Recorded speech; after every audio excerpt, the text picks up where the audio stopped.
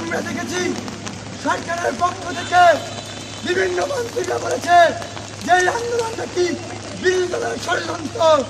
আমরা ছাত্র সমাজের পক্ষ থেকে স্পষ্ট ভাষায় বলেছি এই আন্দোলন ছাত্রদের আন্দোলন, এই আন্দোলন কোনো বিরোধী আন্দোলন নয়। কিন্তু আমরা লক্ষ্য করেছি 15 তারিখে ঢাকা বিশ্ববিদ্যালয় আওয়ামী লীগের সাধারণ সম্পাদক ওবায়দুল কাদেরের নির্দেশে ছাত্রলীগ ঢাকা বিশ্ববিদ্যালয় সাধারণ ছাত্রদের উপর অমানসিক নির্যাতন চালিয়েছে, যেটি ইতিহাসের সবচেয়ে ভয়াবহ ঘটনা। পাকিস্তান আমলেও ঘটনা ঘটেনি।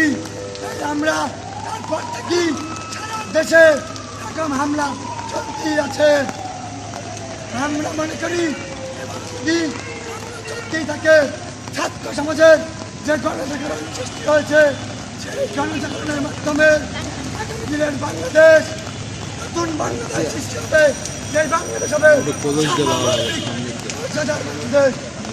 বলতে চাই আগামীর বাংলাদেশ বিনির্মাণে বাংলাদেশের ছাত্র সমাজ পথে থাকবে। তবে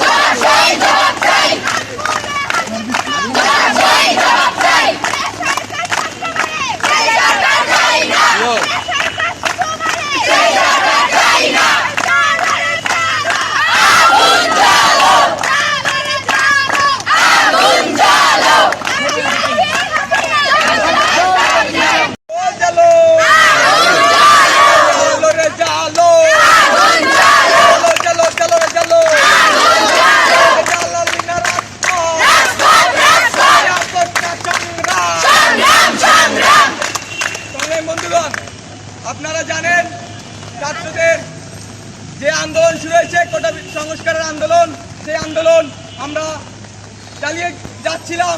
এর মধ্যেই আমরা নীরবেই শান্তিপূর্ণ আন্দোলন চালিয়ে যাচ্ছিলাম। কিছু লোক আমাদের যারা রাষ্ট্রের ক্ষমতা আছে তারা আমাদেরকে নানান ট্যাগ দিয়ে বললো পাকিস্তানি হানাদার বাহিনীর মতো আমরা নাকি রাজাকার। আমরা কি রাজাকার? রাজাকার না, এবং রাজাকার বাংলাদেশে একটা গালির সমতুল্য। তো সুতরাং সেই এমনকি আমাদেরকে রাজাকার বলা হয়েছে।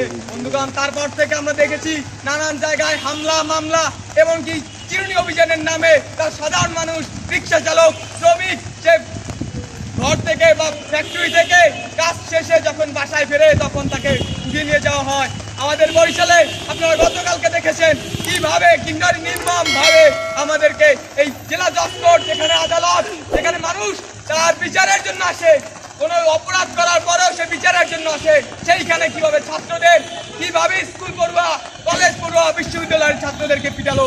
সেখানে সাধারণ জনগণ নীরব ভূমিকা পালন করলেও আজকে যারা প্রশাসনের দায়িত্বে পালন করছেন আমাদের কেনা লাঠি দিয়ে, আমাদের কেনা বুলেট দিয়ে আমাদেরকে পিটাচ্ছেন, তাদেরকে হুঁশিয়ারি করে দিতে চাই। আজকে হয়তো বা গুটি কয়েক শিক্ষার্থী বৃষ্টি ভেজা এই বিকালে আমরা এখানে দাঁড়িয়েছি, কিন্তু মনে রাখতে হবে এই 50-500-তে 5 লাখে পরিণত হতে বেশি সময় লাগবে না। বন্ধুগণ, আমরা আমাদের কর্মসূচি